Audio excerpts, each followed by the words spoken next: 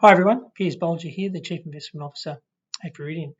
Well, financial markets have continued their upward trajectory through the course of July, really continuing on from what was a very strong June quarter, with the months of April, May and June all posting good solid performances relates to equity markets. Domestically, our market's up roughly around about 2% as we sit here at the back end of July, and global equity markets have also been up around about that, in some instances even a little higher. In the US, we've seen the second quarter reporting season take centre stage. The results, by and large, have been pretty mixed, and from our perspective, we view that to be entirely acceptable when we look at the global macro backdrop and clearly the impact that the lockdown of the global economy had on so many businesses and their earnings outlook. From our point of view, it actually provides a really good thematic, though, as we head into the reporting season here domestically. And we thought we'd just show you a couple of charts today just as it relates to the upcoming reporting season here domestically, but equally what have been some of the key drivers of financial markets, particularly equity markets, over the last couple of months.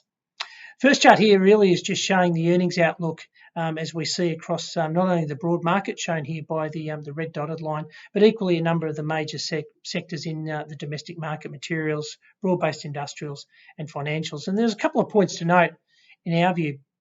First and foremost, really from March onwards, we saw a pretty significant decline in the earnings outlook, and completely acceptable in our view, just given that the economy was going into lockdown. We saw so many businesses close, not only domestically but globally, and that was going to have a real significant negative impact on the earnings outlook.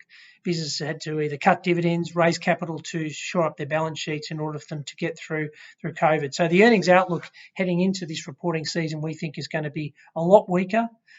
Companies have cut guidance and the like, both in absolute as well as relative terms to prior periods. But notwithstanding that, one of the positives that we've certainly seen over the last little while as we've been engaging with individual companies has been that we think that negative decline in the earnings outlook has certainly stabilised. And you can see here on the chart that we haven't seen a further decline in the earnings outlook through the months of May and June and July particularly. So heading into reporting season, we feel that the market may have seen a bottom in terms of that decline in the earnings outlook.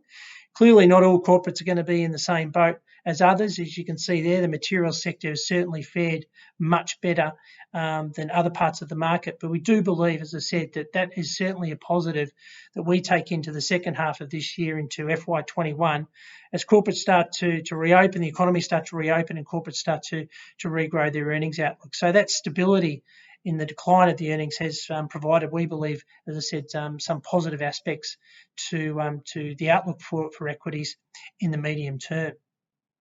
The second chart, though, really highlights one of the challenges that we have seen as it relates to the performance of equity markets. And you can see here, this is just showing the market capitalisation of the four big tech companies, so Amazon, Microsoft, Google, so effectively Alphabet, and Apple. And you can see now that those four big companies, the market cap of those companies is now the equivalent of the entire market cap of the Japanese stock market. So really quite incredible. But the challenge that we would say around that isn't so much around sort of the uptick, but when it relates back to the overall performance of equity markets, we have seen quite a narrow dispersion in terms of that performance as it relates to the uptick in equity markets. So from our perspective, when we're thinking about that in regards to both asset allocation and portfolio construction, that lack of dispersion or breadth and depth in terms of the market rally is certainly something that we've been quite focused on.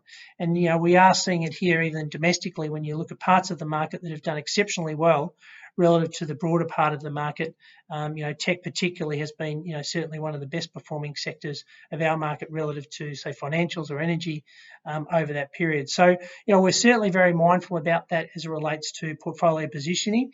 And we think it's really important in the context, as I said, as we head into that reporting season outlook, as to what are going to be the key drivers heading into the second half of this year into FY21.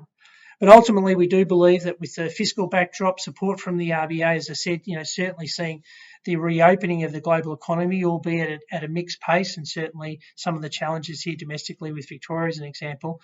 Notwithstanding that, we do believe that we are, as I said, potentially seeing the worst of the market downgrade in terms of earnings. And as I said, as we head into the second half of this year into FY21, we certainly believe that the outlook could, as I said, start to pick up. So, some challenges ahead, no doubt about it. As I said, it's going to be a difficult reporting season in terms of, that profitability side of things. But as I said, our focus is really upon where are we positioning for the future and how are we then going to take advantage of those opportunities that present themselves. But equally, not getting caught up in the hype of just a few sectors really delivering that outcome. So trying, as I said, to maintain that diversity and across our portfolios and manage the risks accordingly. As always, if you have any concerns or queries about your portfolio, please feel free to reach out to any one of our advisors, and look forward in touching base again soon. Thanks and bye for now.